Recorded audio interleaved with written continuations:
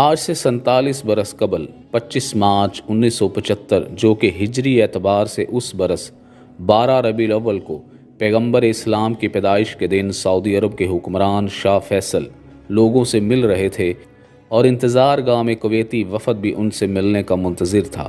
شاہ فیصل کے بھتیجے فیصل بن مسعود اس کویتی وفد سے بات چیت میں مصروف تھے۔ جب وفد کی ملاقات کا وقت آیا تو شاہ فیصل اپنے بھتیجے فیصل بن مسعود کو بوسہ دینے کے لیے آگے بڑھے۔ اسی وقت بھتیجے نے اچانک اپنے جبے سے ریوالور نکالا اور شاہ فیصل کو 2 گولیاں مار دیں۔ قاتل نے پہلی گولی ان کی تھوڑی اور دوسری کان پر ماری۔ کہا جاتا ہے کہ ایک تیسری گولی بھی چلی تھی جو انہیں نہیں لگی۔ شاہ کے ایک محافظ نے فیصل بن مسعود پر تلوار کا وار کیا جو کہ ابھی میان ہی میں تھی۔ وہاں پر موجود ملک کے وزیر پیٹرولیم نے گارڈ سے چلا کر کہا کہ شہزادے کو ہلاک نہ کرنا۔